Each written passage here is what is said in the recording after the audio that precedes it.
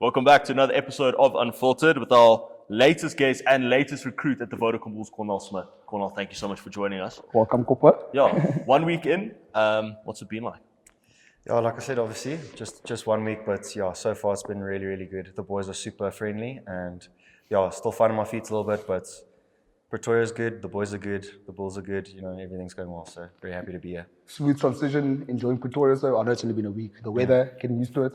Yeah, Yeah, I suppose the weather. yeah, I know. The weather is something probably I'm going to still have to get used to. I'm not used to so much rain in the summer, but yeah, I think the two things, probably the rain and there's no beach, is the only difference. Otherwise, the people here are flipping lovely. So I heard about the people here beforehand and I was just like, okay, it's probably just something that people say, but no, genuinely, the people from Pretoria are super, super welcoming and really enjoying it so far. Yeah, salt of the earth. But I think what everyone wants to know, how did this move come about? Because it seemed to everyone that it happened really quickly. One day going down there, you coming up here. Just let us know how this whole thing kind of transpired. So, it did happen quickly, but I don't think it happened the way that everyone thought it happened. So a lot of people, because the news only came out after Ruan's injury, people thought that's why the move was happening. But Wandy and I are both represented by the same agent, and obviously, Wandy probably not getting as much game time as he wanted here. I wasn't getting as much game time as I wanted there. We just had a few discussions, and then our agent just shout out to Dan Gailey. He just thought Shout out Dan. He just thought just there's probably a 2% chance of this happening, but let's see if we can try organize a swap. So this was about probably 2 to 3 weeks before that incident of Ruan getting injured before the Sharks. So when the Bulls actually played the Stormers, we already knew the move was like guaranteed already. So we just decided, okay, Wandy was keen to come down, I was keen to come up here. The Bulls were keen to give me a shot, the Stormers were keen to give Wandy a shot, and then all parties agreed, and then Bob's your uncle. It's good to have you here, brother. Bob's your uncle. And then just came up, so happy to be here. Cooper, so you were just saying now, like your whole family, right?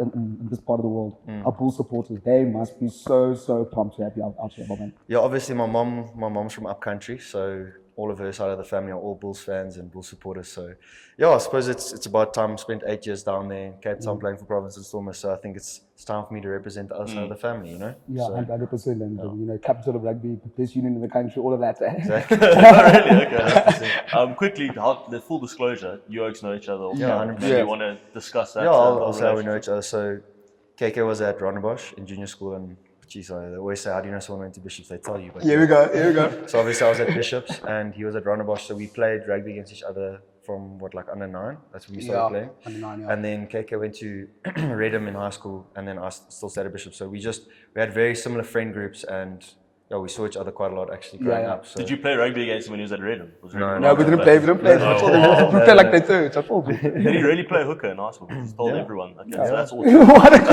Okay, anything else you want to put out? He's lean now, man. Then that time he was bulky. Was he? Told you, that's what Royce will do to you. Oh, T-ball, but listen to your Cooper.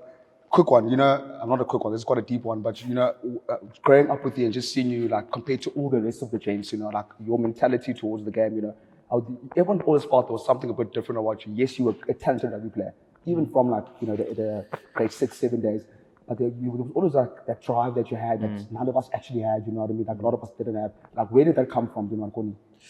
I think, if you look at the setup, in professional rugby in South Africa, I think there is something that all of the players have here. If you look at guys like, for instance, someone like Goose and, all of the top players here, there's something different. Like, you need to want it. I mean, it's not easy.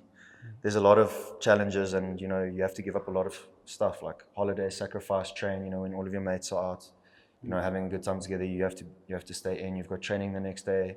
You don't have university holidays. You always have pre-season stuff like that. So I think for me, growing up, it's just, to be quite honest with you, Cakes, I just really wanted to be a professional rugby player, so I was willing to do whatever it really took. So it's never felt like a hassle to me to wake up and give sacrifices of holidays and train. I've always just loved playing the game, so I'll keep doing that until I can't do it anymore. So I think to answer your question, it's just because it never really bothered me. I just loved it, so I just kept doing it, and I've always enjoyed it, and I enjoy the professional aspect of No, it as well. So yeah. Sorry, boy. And I remember you used to like, any opportunity to play the game, we played. Remember we played like, and I forgot that, I think it was Mitchell's playing, me, you see, we went to go play there, it was just like an open tournament, and we just went to go play. Trafalgar, yeah. And then I remember Marky, right? So I'm playing in the same team as Cornel. Cornel's on my outside. And then he's on the outside, he's calling for the pass, and this guy's tiny ass. So I roll this guy, and I'm just like bantering afterwards, like how much I roll this guy. He's like, "Pretty, you should just pass the ball. You just I didn't pass the ball." Do you remember that? Yeah. So that's the mentality you're talking about right there. Yeah, but just like his mentality, so any chance you got to play the game. I think that's an interesting point and a nice segue to this question, which is, you're a younger, up-and-coming centre. What kind of player are the Bulls getting in Cornel Smit? Yeah, it's a tough question. Yeah. But yeah, I think I know the answer to that. So I was at the Stormers for a long time. Every single day coming in, giving my best. Never really, obviously there's some disappointments. I competed with some top centres that side.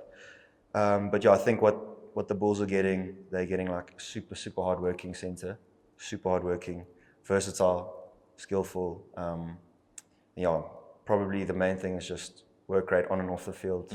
And just probably someone who just completely buys into the culture. So I think what they're getting is someone who will just completely buy in and just give it absolutely everything. So yeah, whether the chips are up or down, I think I'll just keep grinding, and I'm not really someone who complains. I just sort of get on with it. So yeah, I'm here to offer what I can, if that makes sense. I'm here to give back to the union. I'm here to give, not take. So coming in, obviously to get more game time, of course, but I'm no fool to think that that's just going to come. I mean, I need to work for that. I need to earn my spot in the team, and then I need to earn to try to keep it as well. So I think they're getting someone with a very professional mindset and someone that's come here to play the game and be a blue bull and give back to the team and give back to the jersey. So yeah. And then a word on the Bull centres, because you mentioned that you're competing against a lot of high caliber centres at the Stormers. Obviously, no different here. David Creel's coming along nicely at 12. Stedman's in some great form. Harold's back. So obviously a lot of competition here. What do you make of the Bull centres as a group now that you've? I think to be honest with you, there's no difference, like you said. I mean, there's a hell of a lot of competition here. So I think we've obviously got David, we've got Stedman, we've got Harold, we've got Cornel, we've got Cornel, we've got Chris, we've got Mapu. We've got a lot of guys here. But what I do like about the Bull setup is it seems like there's a lot more rotation. So from what I've seen is hopefully I will get a chance, and then it looks like if you perform, then you'll get another shot, and then that's my mentality. So I'll be ready when the time comes, and mad respect to all of the centres here, but yeah, we're all competing for the jersey, and I think everyone's probably got the same mentality. Just focus on myself, what I can do. I'm not really here to focus on others and stuff like that. So just focus on what I can do and what I can bring to the team. Whether that's prepping them for the weekend, which is what I did this week. It's my first week here. Prep the guys who are playing. If that's my job in the week, then I'll do that. And if it's my job to prep to play, then I'll do that. So I'll just focus on me, and obviously, centre's a little bit weird because you're competing with guys, but you also need to form bonds with the guys, because you need to have combinations. So it's a weird one, but getting to know the guys really well, and we just push each other, and then whichever centres get selected on the weekend, we'll just go with it. So if you guys work together, at the end of the day, we want to be lifting trophies like 100%. Corny, and then I wanted to ask about you was speaking just off camera about the Stormers and like how different the Bull setup is. Just a quick word on that. Like, what's the difference? Yeah, so maybe I should rephrase it. There's a lot of similarities, of course, and both two quality setups, very professional. Take their rugby very seriously, very proud unions. But just technically, there's a few differences here or there. There's different types of players here and there, which cause the team to play a little bit differently. So I'd say at the Stormers, it was very different for me. Obviously, I'm very used to that setup. I was there for 8 years. It's very much more based on like chaos and trying to be structured within chaos. So not many calls, sort of just play what you see, something like that. Here there's a lot more detail, a lot more stuff I need to learn. I've actually, I've gotten the plays and the playbooks. I'm actually having to study it every night. I'm on huddle every day, trying to check. Okay, what's this play? The calling system is different. Everything's different. So obviously, when you're so comfortable in one setup, to come to a new one, it's a bit of a challenge. But it's a challenge I'm taking head on. And like I said, it's very different. There's a lot more detail and more structure. Not saying that. I mean, the Bulls have scored the most tries in the competition and the most best points difference. Exactly, and have the best points difference as well. So it's obviously working. You know, I'm coming into a system that's working, but it's just different. So there's probably a lot more study work that I have to do before I get comfortable. Because for me to have that flowy feel, you know, be in that flow state, I need to know the calls inside and backwards. Yeah. So that's just something I'm working on still. But on that point, when it comes to structure, because I mean, as a fan looking at the Bulls, it seems like a team that kind of does thrive on some chaos as well. You don't realize the amount of structures that are there. 100%. How do you get to a point where you're not like living in your own head when you're out there like, hey, I've got to do this, I've got to be here at this time, that as you get to that flow state, as you mentioned? I think for me as a player, I don't really play like that. I sort of, in my instinct, I sort of just play what I see within the structure. I'm not going to go completely right. out of structure and do something that the coach has said, like, don't do that. I'm not like that, but I very much like to play what I see. Like I said, even at school, we obviously went to Bishops. the way we played there was you literally just chuck the ball around. So I think just growing up there, it sort of taught us like a skill set, just to chuck the ball around and sort of just look up and scan and see what's on. So I think that's probably another thing that the Bulls will be getting in me, someone that will sort of try to play what they see. Not that the guys here don't do that, like you said, flipping every game there's points being scored galore. So, but with the unstructured stuff, that all comes from a dominant set piece and stuff like that. So that's very important. And I think the boys, when we've got momentum here, you know, that will just come naturally. So I'll try not to live in my head and just stay in the moment and back, you know, the prep that I've done in the week and, you know, sort of just my natural talent and what I put in the week. So I can see you often talk about Bishops, but we'll get there. We'll speak about the blue. I'm trying not to. But when you, what do you want to say? So the camp, right? We just speaking to Mark about it. We feel like in Pretoria, we feel like there's something different in the air compared to the last couple of seasons under Jake. We feel like, you know, there's a big chance of us doing something special this season. Can you feel that as a player walking into the 100%. I can feel the confidence, and I can feel sort of I don't know what other word, just the vibe. Sort of.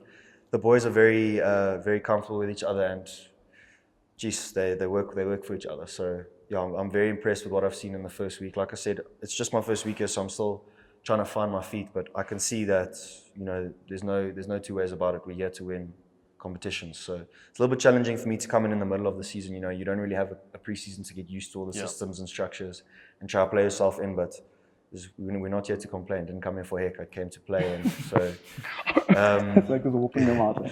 So I like it. I really like it. Every conversation goes around winning, and I'm a competitor, and I want to compete and I want to win. So whichever way and in whatever way I can do to help, that's what I'll do. So Can we unpack the nickname? Is that fair? I want to do this. Of course. There's a lot of different reasons. So obviously, I was at the Western Province Institute first year after school. That's that's when the nickname actually started. It was Imran. Imran Andrews. That actually started it. Because obviously I've got quite a big head, and you know, not metaphorically, like actually my head is big. And then and then some guys used to say, remember, I've got Kopschwal, this, that, and then they started with Kop now, and then it was Koppa, and then every now and then at the socials I'd maybe throw a little rap, and then it was Koppa G, and you know, so it's just been something that's just been evolving over the years, and I think it's just stuck. Everyone asked me how I got the nickname. It's just something that's just sort of come along naturally. So the nickname is Koppa. Koppa. Yeah, Koppas. For the English guys, call me Koppas. Yeah. It's a lot. Yeah. Okay, cool. Bishops, my man. This is your time to shine. It's your time to shine. Before we get to, let's start with this. I remember we interviewed in some car with Marky, and one of the questions you sent in, we asked him, okay, let's start with this question. So it was, you asked him, which player at Bishi did he, you know, who's the best player he played with, and the best player that played after he left. Okay. So, same question for you. Best player I played with? Yeah. Sure, it's difficult. We had like quite a lot of good players, so I don't really want to disrespect anyone, but I feel like the person I connected with a lot on the field at Bishops, and we sort of just played off each other quite a lot, was Tristan Nates. He was amazing. Jeez, so good. He's at the Sevens now, so he's just started there as well, so a new move for him. I'm hoping he gets his chance. I'm sure he'll do amazing. He's flipping amazing. He's got the pace to burn. He's got an unbelievable skill set, and I'm backing him all the way. And then afterwards? Geez, yeah, I'd probably say Sash. Yeah, it has to be. Sash is quality. Yeah. He's someone I'll miss. Obviously, he's one of my good mates. His brother was at school with me, so I literally knew him from a little lighty. Nathan. 6, 7, 8 years old. His brother Nathan was in my grade with me at the school, so used to see him growing up all the time, not knowing that this kid's going to be a superstar. So yeah, a lot of time and respect for him, and I hope he really does well at the Stormers. I'm not there to look over him anymore, so hopefully he doesn't lose his way. And I'm just joking, Sash. But yeah, Sasha, he's got an absolutely amazing skill set, and he's got the mentality to go with it. He's absolutely fearless. So yeah. But the Stormers were playing him at 12 earlier in the season. He was absolutely ripping it up. It was incredible. Yeah. So if you get a shot to play against him, and let's say you both were in the 12 jersey, I mean, you must be relishing to roll him. Be awesome. I know he really wants to play 10. We'll see what happens. I think at the beginning of the season we had quite a lot of injuries at the Stormers. All of the centers were injured basically. I was injured. Dan was injured. You know, guys was with the Springboks. There was no 12s. Gel was also injured and playing 10. So he needed to fill in there, and he'd actually trained the whole preseason at 10. So I know he's a quality 12. I know you won't like me saying this, but a lot of people compare him to Damien, like, you know, playing 10, 12, 15. Yeah. Be like super versatile. But I know he really wants to play 10. So I think he's going to be pushing there to play 10. But yeah, if we end up against each other, whether he's at 10 or 12, we'll definitely give each other a proper go. Yeah. Do you have another one in the chamber? No. I was just wanted to get back. Just finish the Bishops thing, okay? Through Bishops, its impact on the way you play. I know you mentioned a bit earlier, but just go in depth because people don't know. It's one of the probably, if not the great rugby school in the country, alongside Paul Roos, Grey Bloom. Tell us how from grade 1 for you, you know, how it shaped you, the way you play, the way you think about the game. Yeah, I think.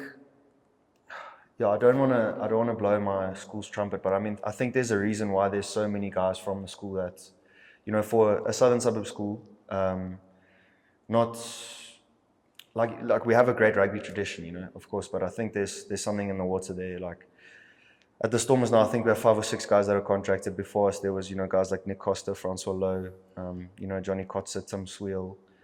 She's just Ladesy. Growing up, yeah, obviously Dylan Lates. I mean, I'm going to forget because there's so a lot, you know. And I mean, it's probably nothing compared to, you know, the likes of Grey Bloom or Paul Roos, the amount of professionals. But there's always guys coming out and there's a certain skill set about them. Like the philosophy at the school is basically just we don't play with numbers because the theory behind it, or, you know, the tradition behind it is that, you know, if whether you're wearing a 1 or a 15 on your back in general play, everyone's just a rugby player. So you should be able to make the pass, you should be able to make the offload.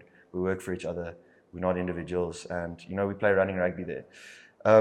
Recently, we've brought a bit more of a kicking game in because, you know, schoolboy rugby is getting super professional. Yeah. So Bishops kicks now, but only when they really have to. The DNA is to run the ball and to play what you see. So I think there's a lot of guys. If you look at the guys that have come out, you know, guys like Sasha, guys like Suleiman, Imad, Dylan, Tristan, myself, you know, the guys love to chuck the ball around. Proper players, yeah. Yeah, so there's a certain type of player that comes from the school, and I think, it just comes from the fact that every training session is just basically touch rugby. You know, we're just trying to beat each other and pass and throw offloads and this and that. So I think it really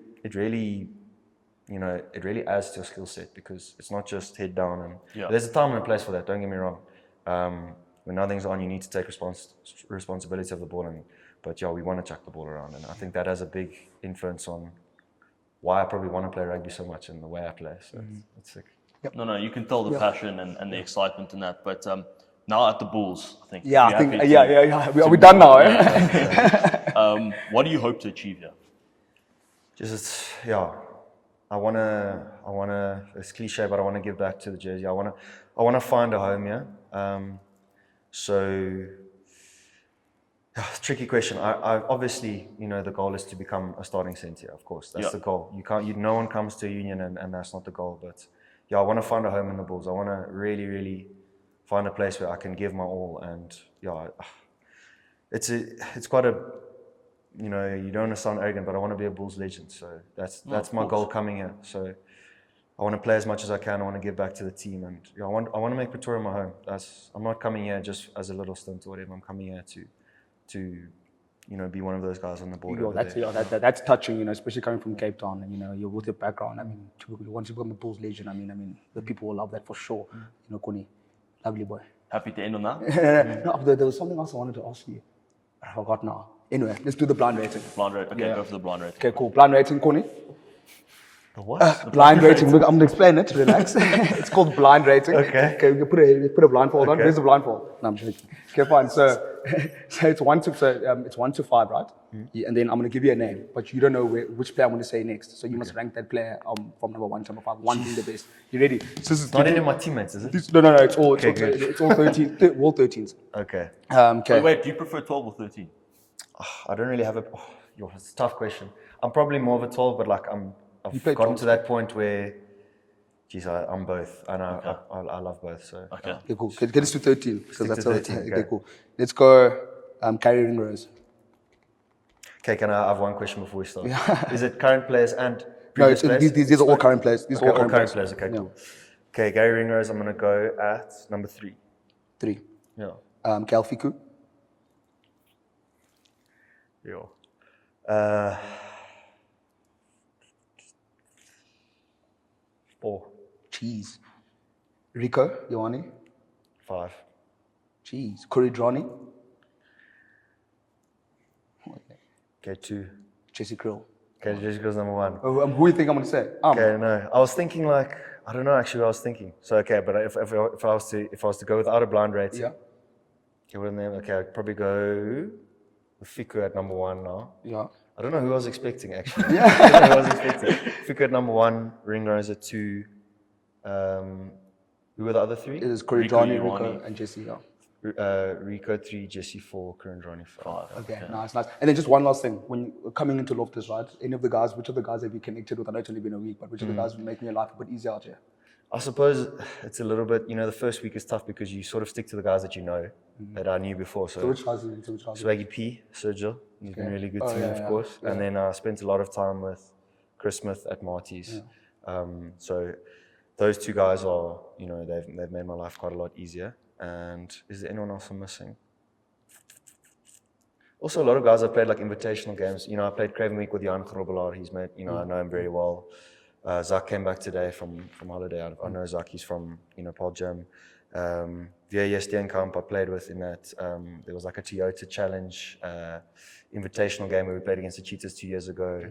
I know Ambrose from SS Schools. I know Stedman from SS Schools and S 20. Oh, chill then. So I know a lot of guys, and I've been playing with them. I'm playing against them since matric actually. So we know each other pretty well, and I think all of the guys, like I said, they're just super, super nice. Yeah. Nice. And everyone's really made an effort with me, so I really appreciate that. Actually, I need to say that I really appreciate the effort that all the guys have put in. So, yeah, I know. Obviously, also playing against the guys for all the years, we all know each other. Yeah. Just getting to know each other a bit better. It's nice, So those guys have all been really, really good to me, and yeah, they've made my time here. Although it's only been a week, they've made it a lot easier.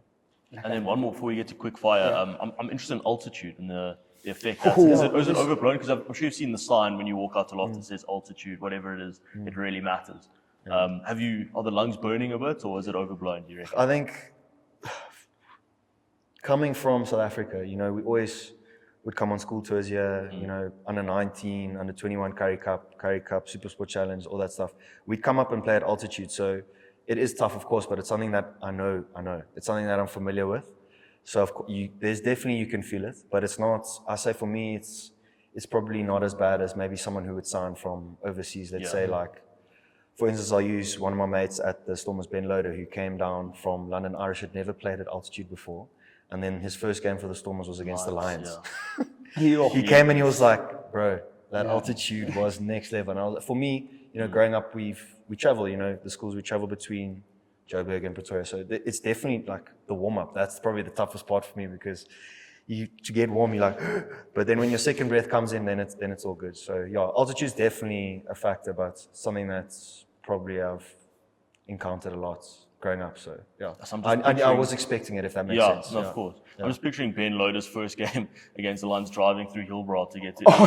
He must have hated that. Must have been a nightmare. It must have been an absolute Nordic nightmare. Okay, lastly, I'm just going to ask a few quick fire questions. First thing off the dome to end. Rugby hero growing up. Jean de Villiers. Favorite sport outside of rugby? At the moment or growing up? at the moment? Golf.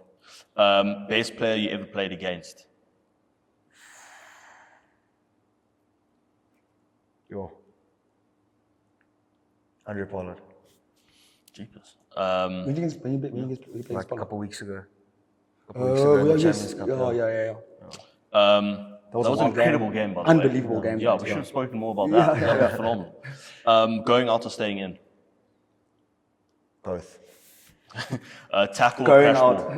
Yeah, surely. Tackle or crash ball? Crash ball. Wild offload or phenomenal finish? Wild offload. Bush or beach? Beach. Best rugby memory? Signing with the Bulls. Oh, yes. And then, lastly, could the average person, so KK for instance, gain 1 meter, Against him, yeah. gain 1 meter in a pro rugby game? Yes. You reckon? Running into contact? Yeah, I think so. Probably, but let's I think it's. if I'm running into Gerry Steenkamp, bro, like, come on. Okay, No way. so this is something a lot of my mates have actually asked me about. I think if you put in the work, like anyone can actually play professional rugby. It's the differences are so small between, but those differences are big, like incrementally, if that makes sense. Yeah. So if you look at me walking on the side of the road, I won't look any different to anyone else, if that makes sense. So if KK comes in, in a Yossi game and he just does a little show and go and catches one of the props, unawares, he'll make a meter or two. I'm not talking about straight running it. I don't think that's going to work. Yeah. No, but I mean like running in a pod off the rock. I mean, if you use your feet, I suppose you could make a meter, yeah. Most times probably no. But it's unlikely. It's unlikely, yeah. Most times probably not, but it's definitely possible, yeah. It's not like 0 out of 10. Yeah, I got it. What about you? Why am I the guinea pig for this thing all the time? It's funny. Awesome, Connie. Perfect. Thanks, Corpus, Cornel. We thanks, my boy. appreciate your time. Thanks so much for having me. Okay, yeah. First week you're throwing it off well. Great. Thanks so much, bro. That was awesome. Thanks. Went well, eh? Yeah, that was like Yeah, that was yeah, chilled. it's chilled with Connies. The two good ones today. Phenomenal. Yeah.